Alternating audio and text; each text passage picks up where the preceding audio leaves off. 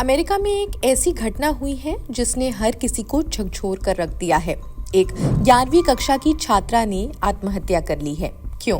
क्योंकि उसे बार बार धमकाया जा रहा था, अपमानित किया जा रहा था कि उसके माता पिता अवैध रूप से अमेरिका में रह रहे हैं और जल्द ही उन्हें जंजीरों में बांधकर देश से बाहर निकाल दिया जाएगा। ये बच्ची डर सह नहीं पाई और उसने अपनी जान दे दी। इस घटना ने अमेरिका में ट्रंप प्रशासन की सख्त इमिग्रेशन की पॉलिसीज पर सवाल खड़े किए हैं।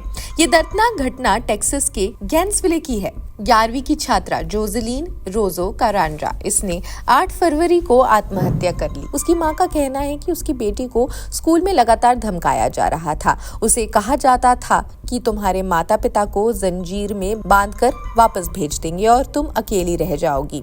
जरा सोचिए, एक 11वीं की छात्रा जो सिर्फ 16-17 साल की है, उस पर ये मानसिक दबाव कितना भारी पड़ सकता है। उसकी मां को इस बात की भनक तक नहीं लगी कि उसकी बेटी स्कूल में बुलिंग का शिकार हो रही है। अब इस घटना को सीधा सीधा ट्रंप प्रशासन के हालिया इमिग्रेशन पॉलिसीज से जोड़ा गया। क्या वजह थी कि उसके दोस्तों ने उसे ये कहा कि उसके माता पिता को हथकड़ी में बांधकर भेज दिया जाएगा? असल में ट्रंप ने दूसरी बार सत्ता संभालने के बाद ही इमिग्रेशन कानूनों को सख्त किया। अवैध प्रवासियों को पकड़कर हथकड़ियों और जंजीरें पहनाकर जबरदस्ती उनके देश भेजा जा रहा है। एक तरीके से एक एग्जाम्पल सेट किया जा रहा है। सोचिए, एक बच्ची पर इसका क्या असर पड़ सकता है। ये पहली बार नहीं है जब ट्रंप के इन नीतियों का विरोध हुआ है। भारत में भी एक वीडियो वायरल हुआ। इसमें भारतीय प्रवासियों के हाथ में हथकड़ियां और बेड़ियां, पैरों में जंजीरें देखी गई। ये वीडियो सामने आने के बाद भारत में काफी हंगामा हुआ। सोशल मीडिया पर लोग मोदी सरकार से पूछ रहे हैं कि अमेरिका के इस अमानवीय हरकत पर भारत विरोध क्यों नहीं जता रहा है।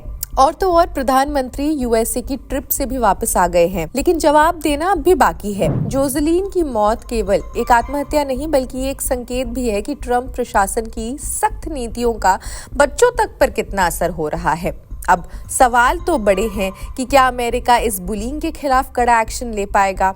अवैध प्रवासियों के खिलाफ चल रहे सख्ती पर कोई रोक क्यों नहीं लग रही है? अवैध प्रवासियों के खिलाफ चल रहे सख्ती पर किस तरह से पाबंदियां होनी चाहिए? और सबसे बड़ा सवाल, जोसेलिन की मौत का जिम्मेदार कौन है? खैर, आप अपने विचार हमें कमेंट सेक्शन में जरूर बताएं। देश दुनिया की अन्य खबरों के लिए भी देखते रहे जनसत्ता। शुक्रिया।